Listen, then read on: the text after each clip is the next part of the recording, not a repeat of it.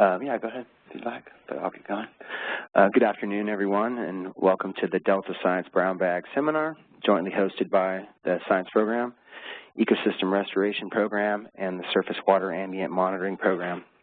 My name is Garrett Lyles, and I coordinate these events for the Delta Science Program, and I'd like to thank you all for taking the time to come here, as well as those that are attending virtually via WebEx, and then all the folks that missed it for the federal and state holidays out of sync, since we have Columbus Day today. I'll be passing around a sign-in sheet, so please put down your name and your affiliation and email if you, so we can track our progress with who's coming to these events and whatnot. Keys for the bathrooms are the shiny lures over on the wall, so out the door to the left and around the corner of the bathrooms, and please remember to put them back when you're done. If there's an emergency, we will calmly proceed downstairs as a group. I guess never found out if the stairs are right out here. We'll follow Sam since he's one of the fire monitors in the building, and we'll follow Sam out the doors to the east and into Cesar Chavez Plaza. Once again, folks out on WebEx, please put your mutes on your mics, or you'll be getting an angry break into John's talk at some point from me. So, with that, it's my pleasure to introduce Dr. John Marshack, who's the Executive Director of the California Water Quality Monitoring Council. The CWQMQ was established by legislation, kind of in a similar way to the way the Stewardship Council was through legislation in 2006, and it is housed within the State Water Resources Control Board.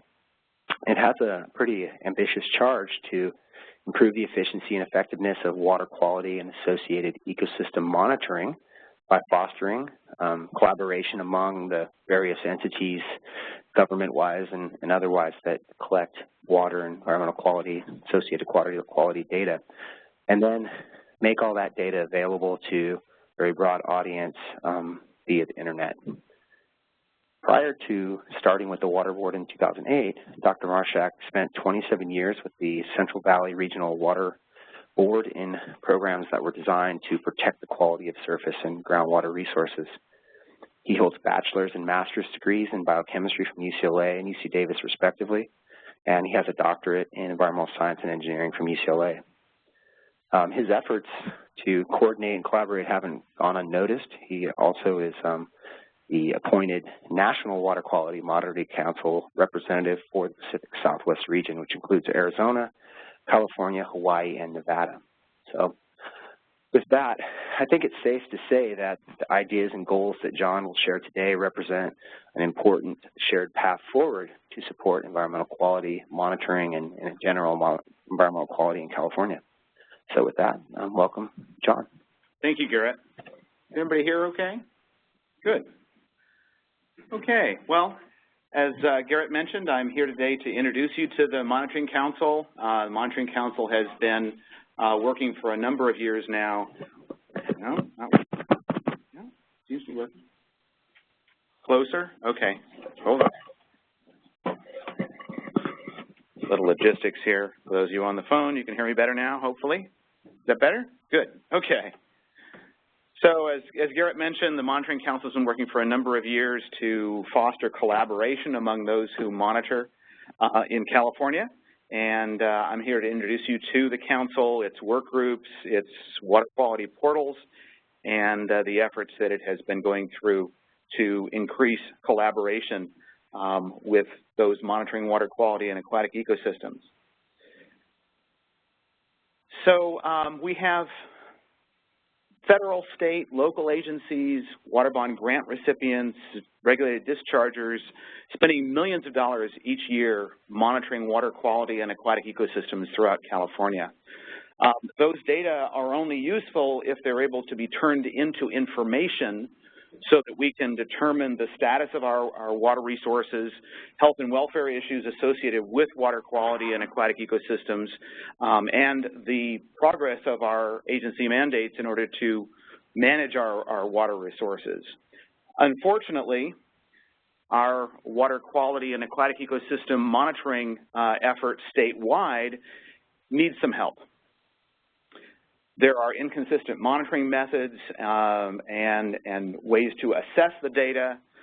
There is little coordination between various agencies that are monitoring, and there's no single place to find the data or information once they're produced. This map here shows you the 2010 impaired waters map from the State Water Board.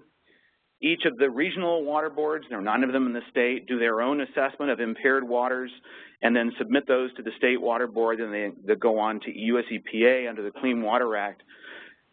As you can see, this map would seem to indicate that the North Coast waters are the worst for water quality when actually they're the state's cleanest waters. But the North Coast assessed on a watershed basis, whereas all the other regions assessed on a stream reach basis. So you can't bring the data together and have something that makes sense on a statewide framework. This is the kind of problem that the Monitoring Council was created to fix. So in 2006, California Senate Bill 1070 was passed and became law. It required the formation of the California Water Quality Monitoring Council through an MOU between Cal EPA and the California Natural Resources Agency. It required that by December 2008, it would produce initial recommendations to maximize the efficiency and effectiveness of existing water quality data collection and dissemination, and then ensure available data are available to decision makers and the public via the internet. Working with those initial recommendations, 2 years of experience, the legislation called on the council to produce a comprehensive monitoring program strategy for California that was delivered to the agency secretaries in December 2010. The Monitoring Council is a very broadly based organization. It includes water resource, regulator, and public health California state agencies, as well as representatives of the regulated community, including publicly owned treatment works, stormwater interests, and irrigated agriculture. It also includes water supply interests, scientific community, and the public, also citizen monitoring groups. And surprisingly enough, with this diversity of backgrounds, the council has rarely had to vote on anything. Things normally happen by consensus. We all want to move in the same direction to fix our system of monitoring, assessment, and reporting. So the Monitoring Council's solution is a bit different than prior efforts to improve this situation. Rather than producing new grandiose databases or getting mired in, well, you got to standardize this, this, and this, the council had a different approach, not to get mired in the technical details, but focus on the delivery, the streamlined delivery of data to those who need it through a series of theme-based web portals that directly address users' questions, and then have all of those portals accessed through a single global point of entry. The portals would each be produced by a theme-specific work group comprised of issue experts from throughout state government and other organizations, and then the Monitoring Council would provide overarching guidance for the work groups. So this slide shows you what an individual work group would be involved in doing under the oversight of the Monitoring Council. As needed, they'd be developing monitoring and assessment methods and data management procedures to achieve that level of standardization necessary to bring data together to meet users' needs, not just standardization for standardization's sake. In the process, they'd be finding out where there's redundant monitoring going on, where there are data gaps, where there is inconsistent handling of water quality data and an access to such data.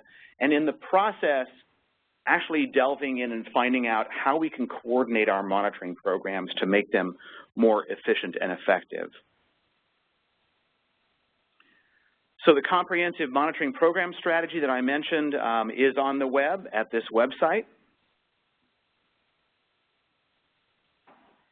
And the work groups, we have a total of 6 of them at present, and most of them have created initial versions of their water quality and ecosystem health portals.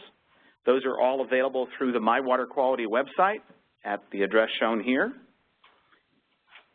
So this is what the My Water Quality website looks like. As you can see, it's broken down with major questions being the focus of navigation. So is our water safe to drink? Is it safe to swim in our waters? Is it safe to eat fish and shellfish from our waters? Are our aquatic ecosystems healthy? So one or more theme-specific work groups is tasked with delving into each one of these questions and looking at more detailed questions that then can be addressed with existing data as well as monitoring programs going forward. So the first of those work groups is the Safe to Swim work group. Their portal was released in July of 2009. The initial focus, coastal beach bacteria indicators and beach closures and postings by county health agencies. We already had some coordination going on between those county health agencies already, getting them more involved with the water boards and other organizations to expand assessment of swimming safety throughout our coastal waters. We hope in the future to expand that effort to inland waters as well, perhaps including things like harmful algal blooms and their effect on swimming safety. The work group found almost immediately that one of the biggest problems was data management and access to data. You've got counties up and down the coast monitoring the bacterial indicators, and how do we get those data together in a meaningful way? How do we present them to the public in a rapid enough fashion where they can make decisions about where to swim? So the work group is involved in developing an improved data management system that will develop a new Beach Watch database for coastal data. Those data will feed automatically into the California Environmental Data Exchange Network to make those data available to many others, also to US EPA. That will eventually allow us to combine inland bacterial indicator data with the coastal data to be able to produce a statewide perspective on swimming safety.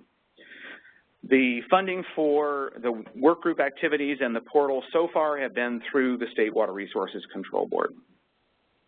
So here's what their portal homepage looks like.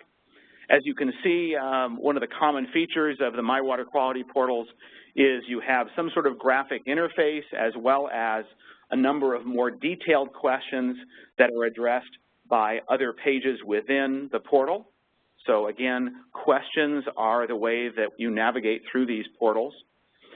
In this case, the graphic shows you a map-based interface to essentially get the same information as is outlined under the questions, but at a county level.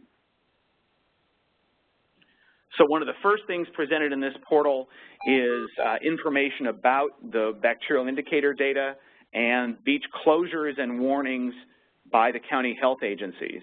So if you click on a particular county, you can see who does the monitoring, and then there's a hotline to call to see which beaches are open or closed today, and then a link to the county website. And each county in the system maintains a website, and you can see through a map here which beaches are open, which ones have warnings, and which ones are closed. Also part of the work group is Heal the Bay, and their Ocean Beach report card has been integrated into the portal. Heal the Bay takes the very same data that the county health officers use for the last 30 days of monitoring and works that through an algorithm to give a letter grade to each beach up and down the coast. And those letter grades and their associating colors are posted on a map interface, so you can go and look in your area and see where you might want to take your kids swimming today and where you would want to avoid. In this case, you can see that the beach that I've highlighted here gets an F for the latest 30 days of monitoring data, but just down the coast, there's a blue dot indicating a better result, and if I click on that, that particular beach gets an A. So you can see some comparison between nearby beaches. Also, the beach report card does roll up data on a statewide basis on year by year. What if you want to look at the actual bacterial indicator data themselves?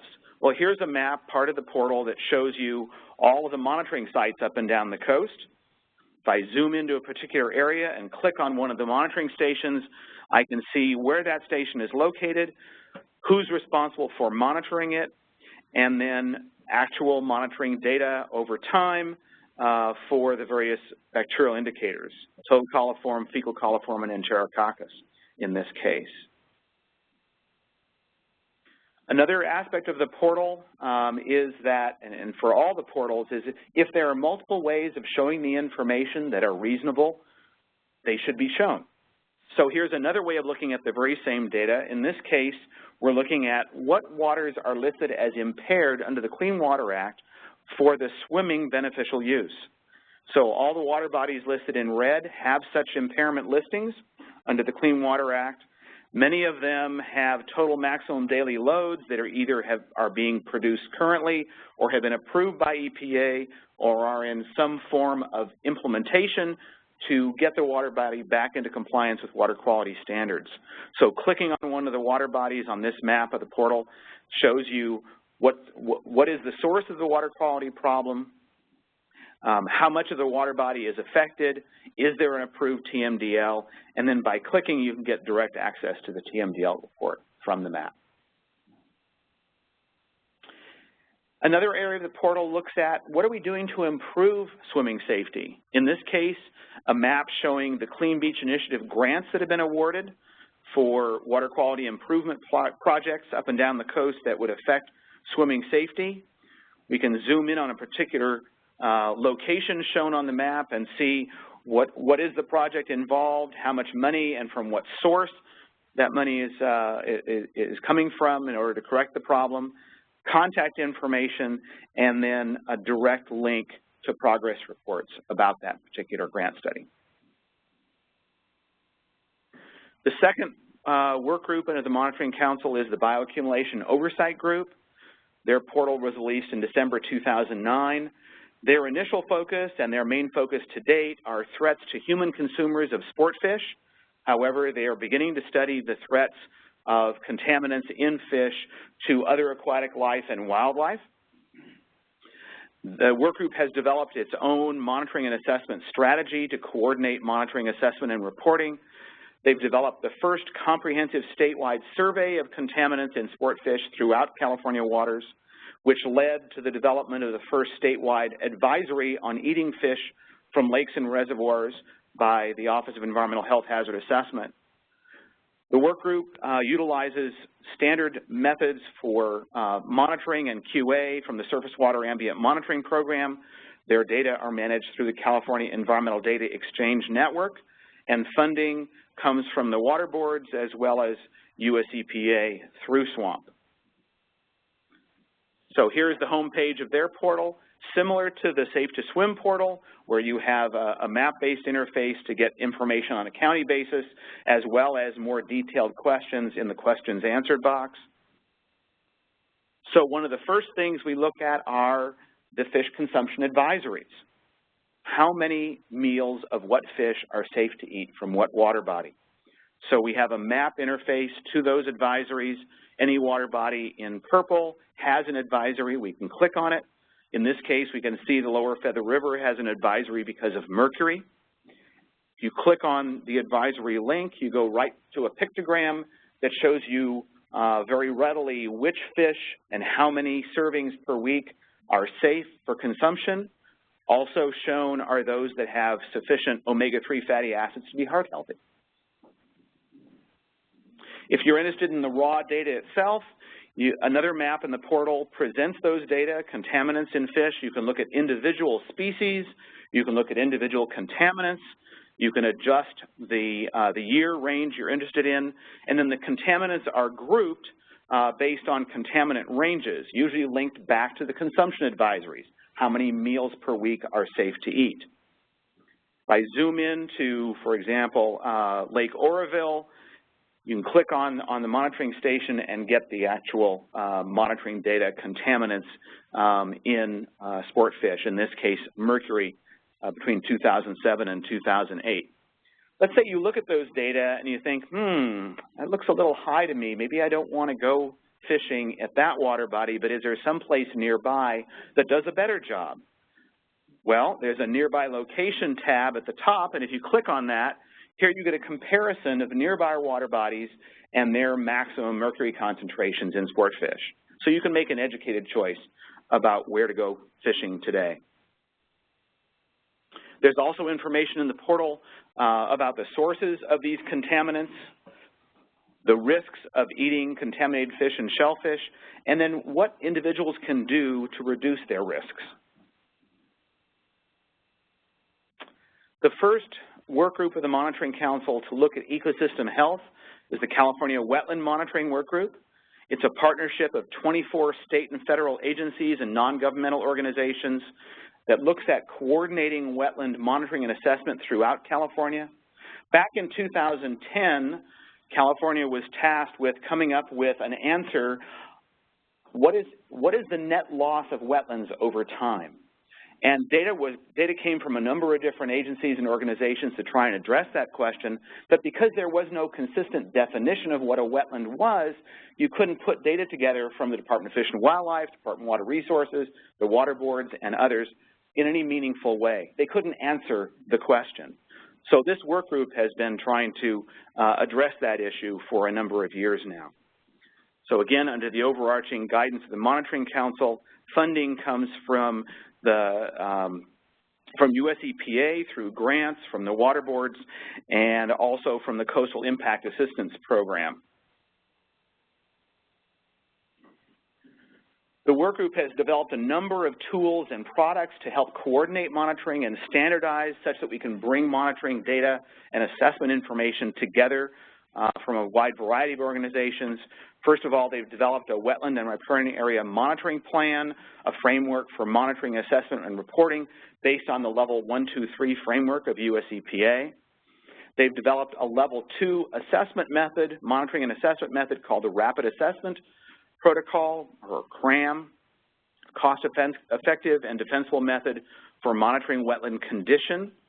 They offer regular training and support for those using CRAM. Also, for managing the data from CRAM, there is eCRAM, a database set up online for entering those data. Those data can be analyzed through an online tool called EcoAtlas that provides a landscape context to aquatic resource extent, condition, and project information, integrating maps, restoration information, and monitoring results. Their portal is accessed through the Ecosystem Health link on the My Water Quality homepage. As you can see, we have Ecosystem Health broken down by water body type, wetlands being the first, and here's the wetland portal homepage. The variety of wetlands in California is extensive, and that variety is expressed through a picture carousel on the homepage. You can thumb through the different kinds of wetland types on the homepage. By clicking on one of those, you get more detailed information about that particular wetland type. As you can see, we also have a number of questions that are answered by the portal. First of all, what is the extent of our wetlands in California? How healthy are they? And then how are our wetlands protected? Under each of those larger questions are more detailed questions that allow you to dive in with a lot more precision and detail. One of the maps of the portal addresses where you can find our wetlands and what kind of wetlands there are. This is a map produced by EcoAtlas. It shows through the standardized wetland classification and monitoring of the California Aquatic Resources Inventory where you find various wetland types around California. And it's an interactive map, so you can go and look in your own area and find out where the wetlands are, what their extent is, and what kind of wetlands they represent. Also, there are statistics presented on a statewide basis about wetland types throughout California. If you're interested in the condition of wetlands, another map in the portal provides CRAM data, the California Rapid Assessment data for monitoring wetland condition. The scores range from 25 to 100, and they're presented in ranges here on the map by color code. You can click on a particular monitoring station and actually find the actual CRAM scores for that station. If they were monitored multiple times, you'll see multiple entries. This page shows how wetlands are monitored under the Wetland Workgroup strategy. First of all, landscape level assessment. Where are the wetlands? What's the extent of them? That's level 1 under EPA's scheme. Rapid assessment of condition is level 2. I've already mentioned CRAM fitting in there. And then more intensive site assessment, level 3. That might be, for example, looking at bioassessment of a particular species or community group within a particular wetland. Also presented on the portal are restoration projects going on in wetlands around California. This again taken from Eco Atlas, showing you who has projects in what areas, the acreage of those projects, what they're intending to do, and also what agencies are involved. And there's more detail actually on each of these projects through Eco Atlas. So how are California's wetlands being protected? This page shows you a number of different programs, regulatory, incentive, and restoration programs from a wide variety of agencies, state and federal and local throughout California. Again, the Wetland Workgroup provides the coordination mechanism between all of these to have people moving in a consistent fashion, fostering collaboration. The California Healthy Streams Partnership is the next ecosystem health work group of the Monitoring Council, partnership of state and federal agencies and non-governmental organizations, again under the Council's oversight, looking at stream health throughout California. They are using surface water ambient monitoring program tools for consistent monitoring and assessment with documented monitoring and assessment standard operating procedures, all available online, quality assurance procedures, and data quality documentation procedures to ensure data are of known and documented quality and therefore usable. Data are managed through the California Environmental Data Exchange Network through a collaborative effort with US EPA's Healthy Watersheds Initiative. The work group was instrumental in helping to produce the first statewide integrated multi-metric assessment of watershed health throughout California, and that's been published and is available on US EPA's website. We hope eventually to put that integrated assessment on the Healthy Streams portal. So here's the home page of their portal. They took a little bit different tack on the graphic on the home page. Again, we have main questions to look at here on the right, but in the case of the graphic, rather than showing a map, the workgroup thought it would be good to provide an educational tool to help people understand what factors affect stream health throughout California. So if I mouse over the diagram, certain things pop out. If you click on those, for example, urban land use, you get information about how that particular factor affects stream health. And if there are data available, there's a link here that shows how land use around California affects stream health as measured by benthic macroinvertebrate bioassessment results. As you can see, there's a summary map showing you good, degraded, and very degraded streams based on benthic macroinvertebrate bioassessment. If I click on the map, I actually go to another interactive map, in this case, that allows me to get right to the BMI data, again, graded with good, degraded, or very degraded scores. Also presented in a pie chart are statewide statistics about stream health. In addition to bioassessment data, there's also water and sediment toxicity information presented on the portal. These data, again, are from the California Environmental Data Exchange Network. And then what's being done to protect stream, river, and lake habitats. There's a page devoted to that as well, the different organizations involved. And also what you can do personally to get involved.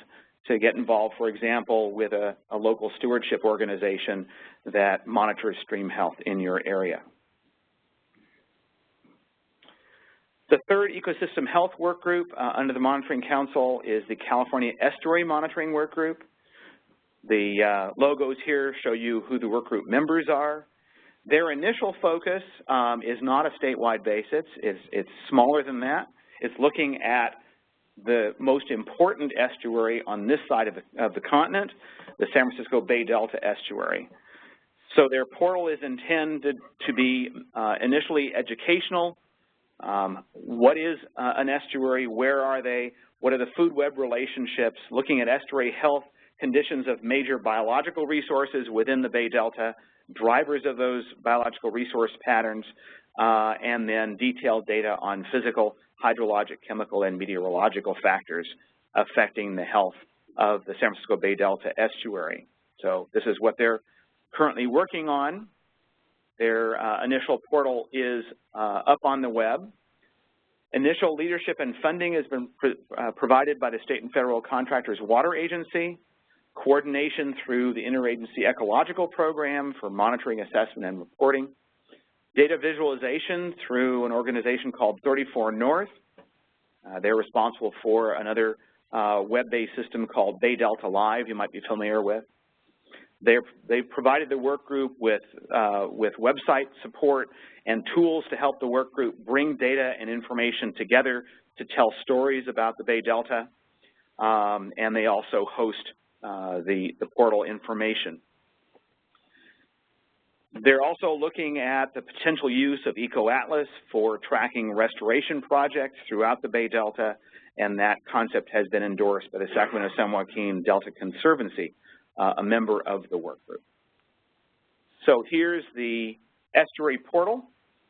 Initial focus being on the San Francisco Bay Delta. There is a really nice interactive flyover on the home page, as well as other images and videos of the Bay Delta, and then major questions in the questions answer box. First of all, where are California's estuaries? What's their health? What's being done to protect them? How can I be a part of that solution? So looking first at where are California's estuaries, there's an initial map of major estuaries along the California coast. As I mentioned, the focus initially is the San Francisco Bay Delta estuary. That's the one that's built out so far. We hope eventually to have work groups for these other estuaries stepping up to populate portals as well. So looking at the San Francisco estuary health, we have a number of different factors: water quality and quantity, habitat, living resources, ecological processes, and stewardship, all important in determining the health of the Bay Delta. If I click on living resources, I get more information about that aspect. I can delve even further, looking at, for example, phytoplankton, and there's descriptive information as well as data from monitoring stations throughout the Bay Delta and monitoring results presented on phytoplankton. Also, as part of this portal effort, the Bureau of Reclamation and Department of Water Resources responsibility for monitoring and reporting on water quality conditions in the Delta as a result of Water Rights Decision 1641 is presented as part of the portal. So water quality information presented to satisfy not just getting information to the public, but also satisfying a legal requirement under the Water Rights Decision is part of the portal process. There's also an effort underway to look at the ecosystem health of our ocean and coastal ecosystems. The initial effort focused on the multi-agency Rocky Intertidal Network, or MARINE. That's a group that's looked at monitoring tide pools along California's coast, as well as Oregon, Washington, all the way up to Alaska and down to Mexico.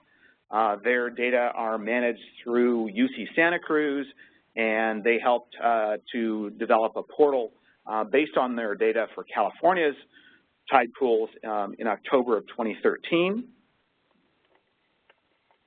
So here's their homepage showing the different monitoring stations throughout California and a number of questions so you can delve into various aspects about the Rocky Intertidal habitats. They present for each of their monitoring stations the methods that are used, as well as summary data about different species and their numbers over time. Also information about who protects these habitats, under what legal constraints. And there are future plans to expand this effort to a lot of other ocean and coastal ecosystems. The Ocean Science Trust has recently developed a roadmap funded by the Resource Legacy Fund Foundation that with a phased approach to develop an ocean and coastal work group focusing on a number of priority issues. Those issues identified in the roadmap so far are the relationship between monitoring in marine protected areas versus areas of special biological significance, tying together fisheries and water quality. Also looking at harmful algal blooms, ocean acidification, marine debris, and trash control as initial work group foci. So there would be a smaller work group for each of these priority issues coordinated by a larger overarching ocean ecosystem health work group. We also have a safe drinking water work group, leadership here provided by California's Division of Drinking Water. They have produced a mock-up of a new portal on drinking water quality, and that's been approved by the Monitoring Council, telling the entire story of water quality from source to tap and all the agencies and organizations' roles involved through that long train. The move of the drinking water program recently from the California Department of Public Health to the water boards has somewhat stalled development of that portal until all the underlying financial and IT aspects can get worked out. Once all that's done, then we'll start actually building that portal. We hope to have it out sometime by the end of 2015. Additional work group efforts under the Monitoring Council. First of all, there's a data management work group. So each of the theme-based work groups has similar issues of access to data between multiple agencies and programs. How do you manage those data? How do you display those in a geographic context? And how do you develop the web portals? So these common issues are being tackled by the data management work group. It meets on a regular basis to provide guidance and assistance in those areas. Also, there's the Water Quality Monitoring Collaboration Network. This organization provides a regular web-based series of seminars for agency personnel, citizen monitoring groups, and others to foster information exchange and encourage the broader use of sound methods and tools for monitoring, assessment, and reporting and data management, so all of us can use their data. So the work groups and portals of the Monitoring Council provide a number of opportunities and benefits. They deliver answers to the public, underscoring the important work of agencies involved in developing those answers, providing a framework to guide and motivate improvement in our monitoring, assessment, and reporting, revealing data gaps, lack of assessment tools, poor data integration, and other problems that hamper statewide assessment of our water quality and aquatic ecosystems, and then through this coordination effort, allowing broader assessments to be possible by bringing data together from a lot of different sources. They also can help to automate agency annual reporting. The water boards have a yearly progress report that is put out on how well the water boards are doing. Well, actually, the portals are being used as part of that effort to see what's the actual improvement in water quality, allowing decision makers, legislators, and the public understand how their dollars are being spent beyond just the bean counting of how many permits, how many inspections, but are conditions actually getting better. This could serve a number of other organizations as well in addition to the water boards. They also can provide big picture status and trends and access to information to guide future expenditures. The collaboration process also can improve the efficiency of monitoring and assessment programs, finding out where we have redundant monitoring, and then also improve the transparency of our monitoring programs, which builds credibility for the organizations involved. So it's more than just putting data on the web. It's forming and maintaining lasting relationships between organizations through the theme-specific work groups, implementing portal designs that require and motivate the parties involved to solve issues relating to monitoring, assessment, and coordination, data integration and management, focusing directly on questions posed by management and trying to answer those, and then providing a structure that initiates dialogues, inducing broader-based thinking, enabling broader-based assessments. And thank you for your time today. Any questions?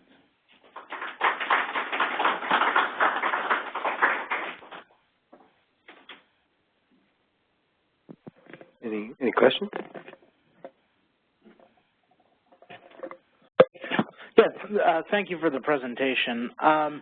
I'm wondering if you can talk a little bit more in the opportunities and benefits section. You talked about helping decision makers evaluate their expenditures. Is that something that is, I mean, you mentioned the kind of the water board's performance reports, but in other ways, is this information being used to evaluate expenditures, or is that's there an eventual goal? Okay. Yeah, so we feel that, you know, once the portals are more fully built out, being able to see status and trends of our waters and our ecosystems, and be able to see, okay, well, I spent so much, what did it get me? We hope to be able to provide that level of detail in the future. We're not quite there yet, but the opportunity definitely exists. If I can ask just a quick follow-up, what are the obstacles to getting to that point? There are two main obstacles that the Monitoring Council currently faces. One is Senate Bill 1070 came with no dedicated resources. So essentially we are relying on the goodness of the parties involved to bring both their expertise and their funding to the table to make this collaborative effort happen. And we've done a tremendous amount of work with that collaborative volunteer effort.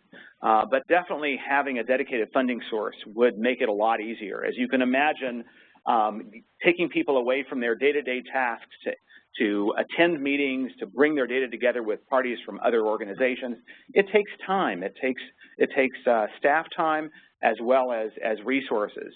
Being able to make data from one system available to another system, it takes money to do that, opening up dialogues between our various data management programs through web services and other tools.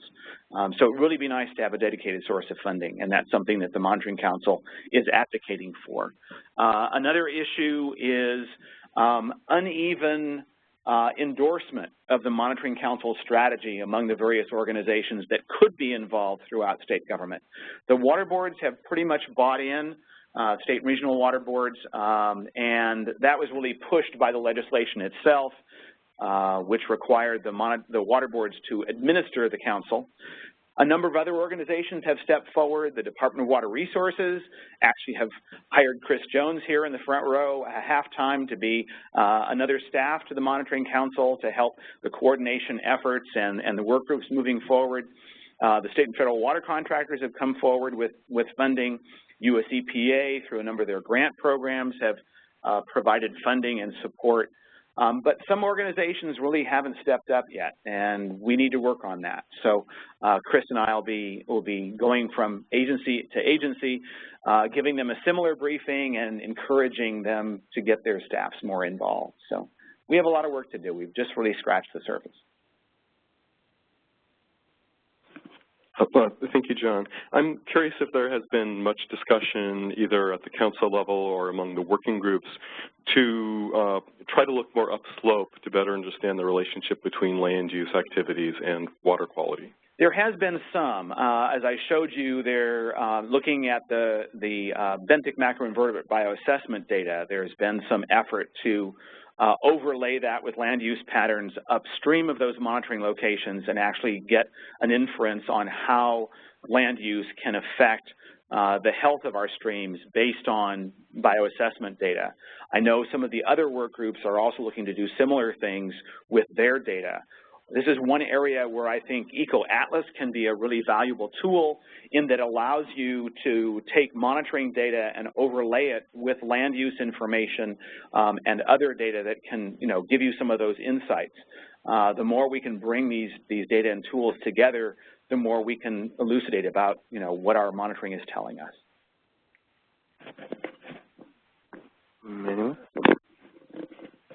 Hi, John. Great talk.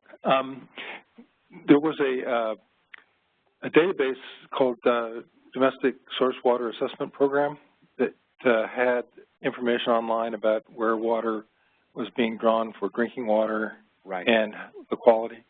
But then they ran into security issues, and I'm wondering if not particularly in that case, because you said that that's not going to be done until 2015. If you've run into any other issues that involve security where you're putting what is otherwise public information online.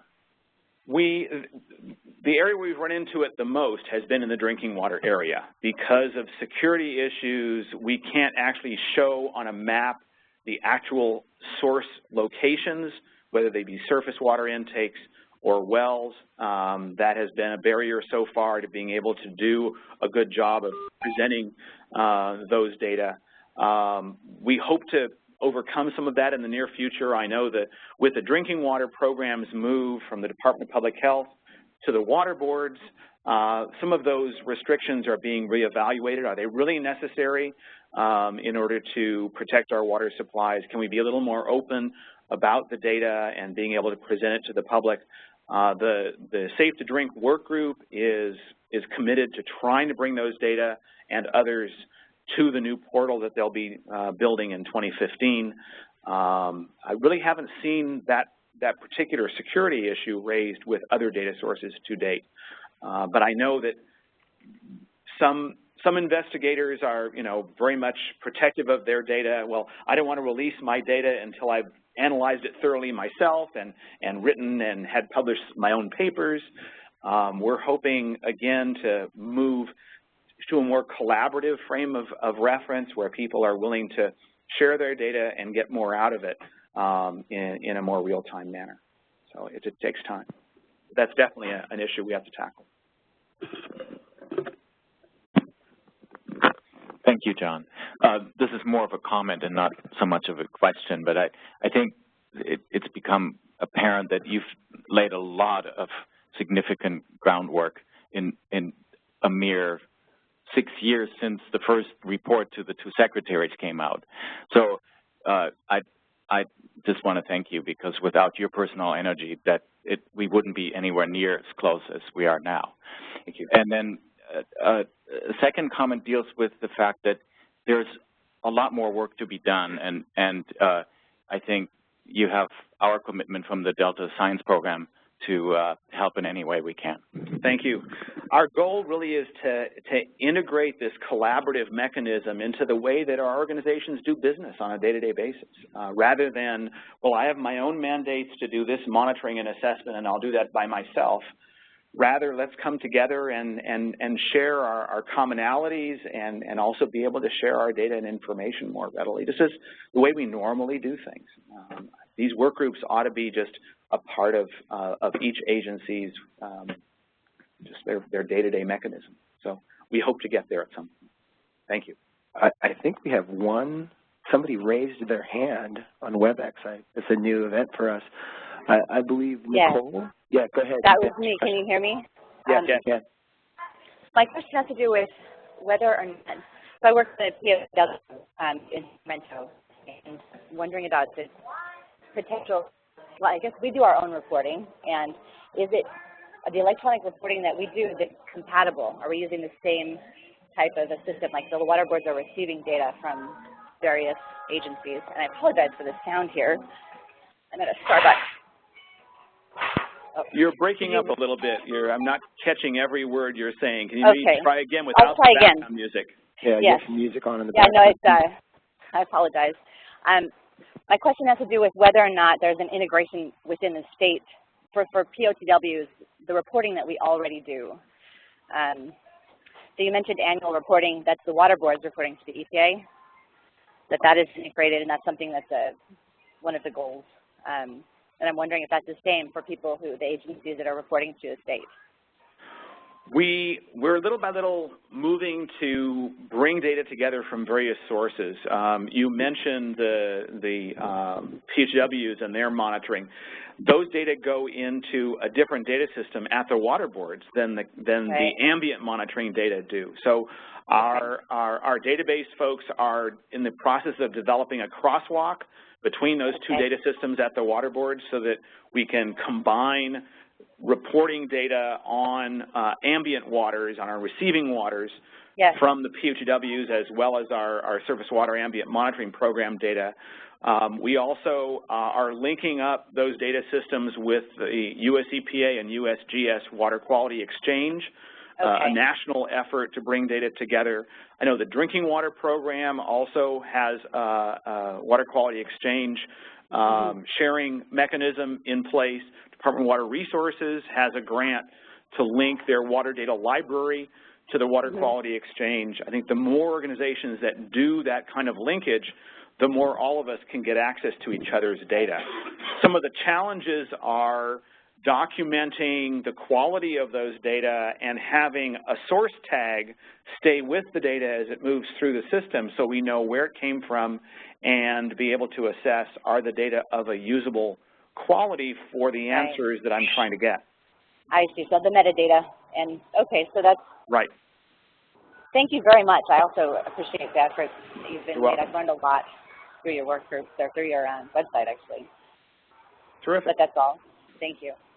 Thank you. My question has to do with, well, I really appreciate the way that the portal's set up so that it's friendly to the public and the way it's organized around questions that the public would want the answers to. And then I noticed that you're also branching into the questions that some of the regulatory policy community have to address as well. Like you mentioned the 1641 requirements and the monitoring under that. Like, are we meeting this legal mandate? And then as far as kind of doing that step two, like, are ecosystems healthy? How do we monitor that? I know that right now there's the Estuary monitoring work group trying to develop those indicators. And I'm wondering, you know, it's so difficult to find those standard indices for living resources. I'm wondering what kind of thinking is going on around that. Like, I mean, even we were just trying to look at expanding some indicators from the Bay to the Delta and, you know, trying to bring it to a high level that a policymaker could relate to, like, how are the fish doing? You know, fish index, yet it would be different species in the Delta even compared to the Bay. And, you know, but then there's maybe some standard methodology for creating an index. Right. It's a difficult nut to crack. You move around the state and there are different species involved.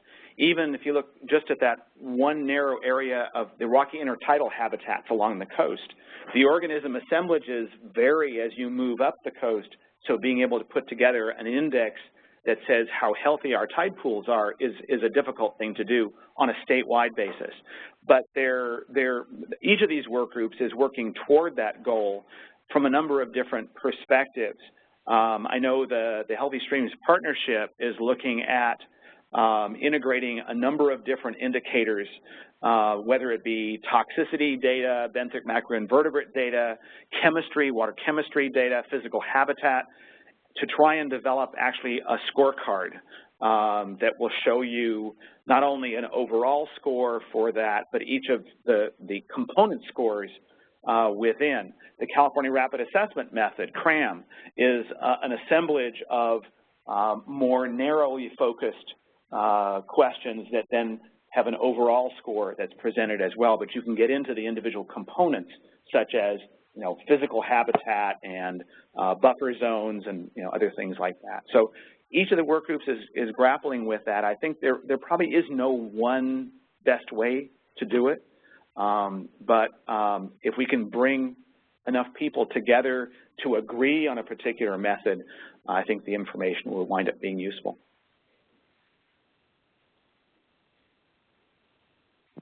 Anyone else? Well, it was very informative, and I like the fact that it provides a nice resource, not just for us, but for people, hopefully, that will find this presentation and your talk in the future. So thank you. Yeah, we hope eventually that these portals will serve multiple audiences. They initially focus on the public, but also, you know, legislators, key agency decision makers, scientists actually, you know, doing the work would be able to get to each other's data. Thank you.